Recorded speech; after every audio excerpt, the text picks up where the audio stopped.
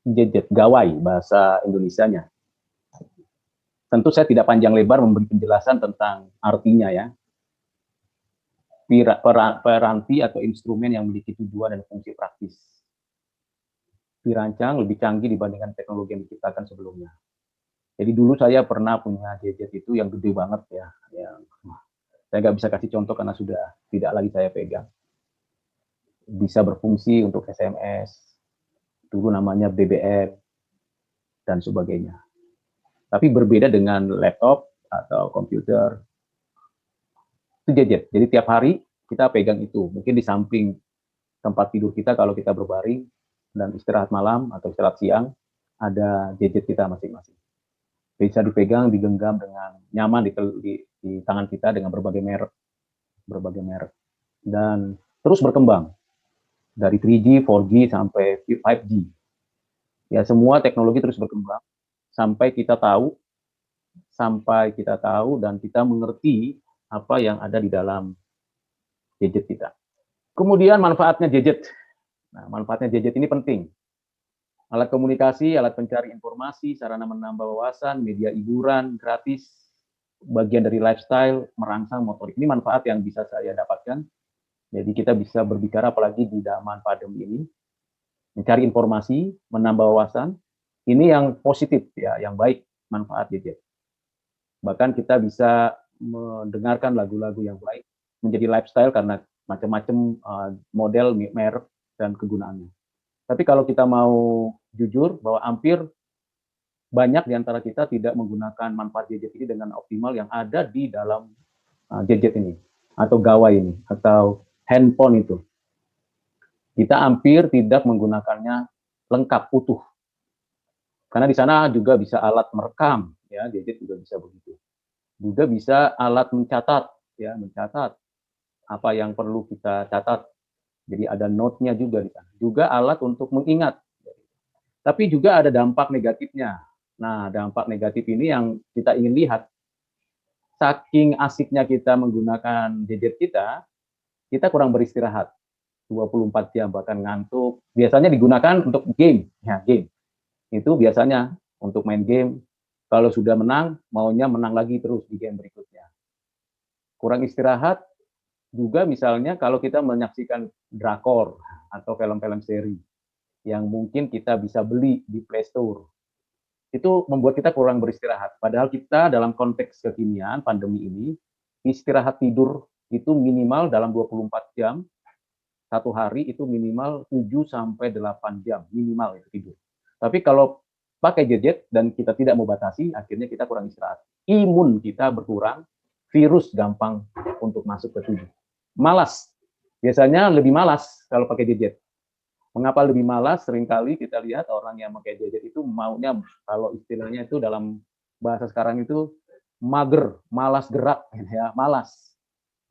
Semuanya maunya pakai gadget. Mau pesan makanan, mau pesan peralatan, perlengkapan kebutuhan kita pakai gadget. Ada berbagai macam platform yang bisa kita download untuk kita gunakan.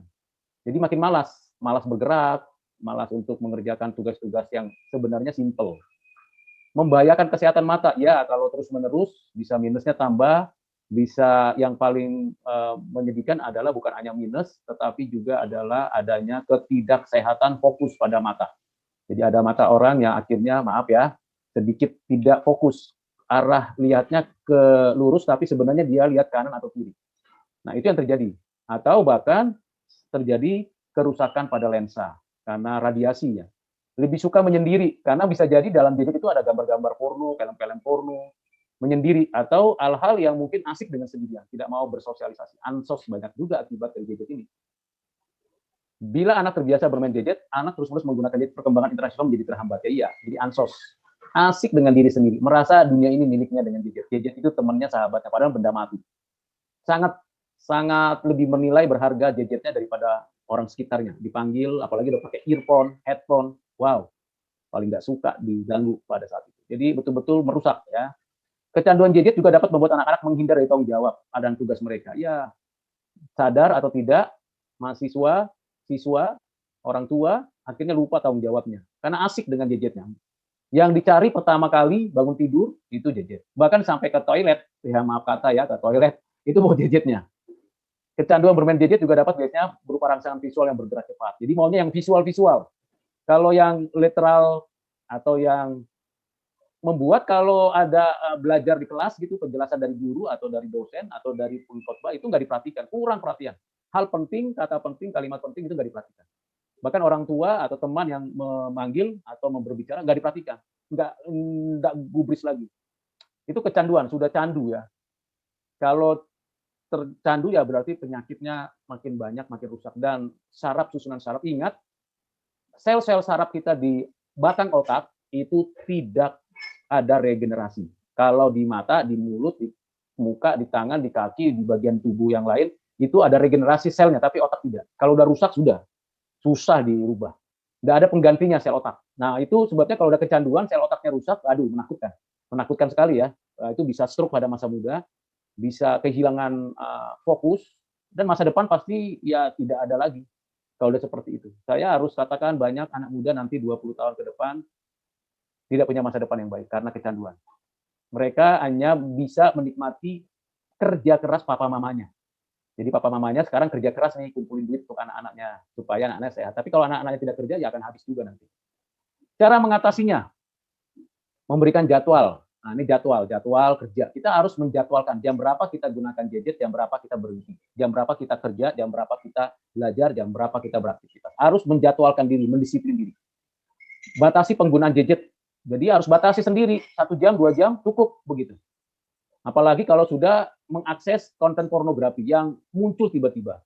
Ada tiba-tiba di Facebook, di media sosial, di IG, di mana-mana saja. Jadi harus tahu juga menetapkan wilayah bebas gadget di rumah. Kadang-kadang di ruang makan, di ruang keluarga, kamar tidur, gadget itu tidak tidak berhenti dipegang, harusnya di stop begitu. Apalagi waktu ibadah. Waktu ibadah masih pegang gadget. Wah, itu sangat menyedihkan ya. Membuat aktivitas menyenangkan bersama. Buat aktivitas. Jadi mengatasinya harus buat aktivitas yang bersama-sama.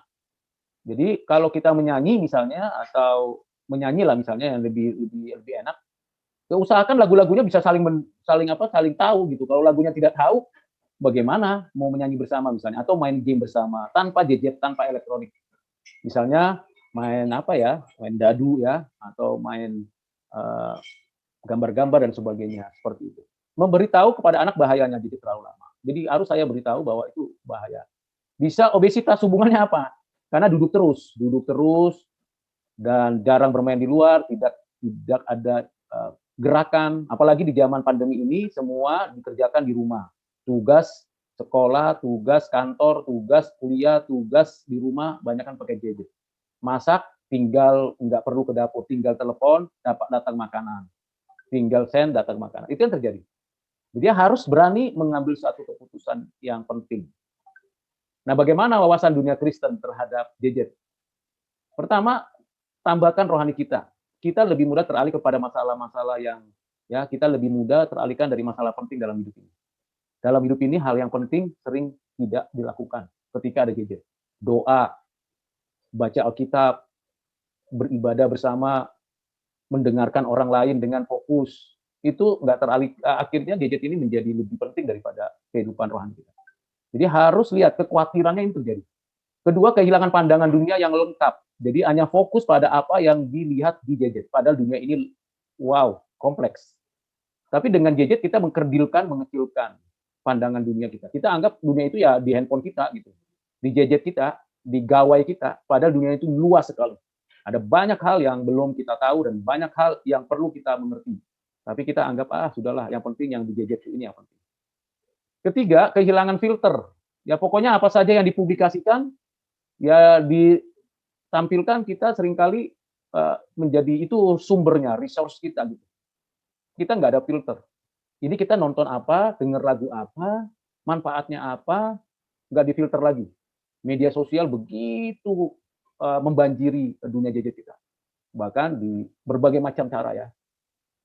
Keempat, postingan gambar. Jadi selfie itu muncul ya. Saya maunya tahu, orang tahu. Saya juga punya platform namanya IG. Wah, saya lihat ada teman itu tiap hari minimal 10 gambar untuk menampilkan dia, minimal itu.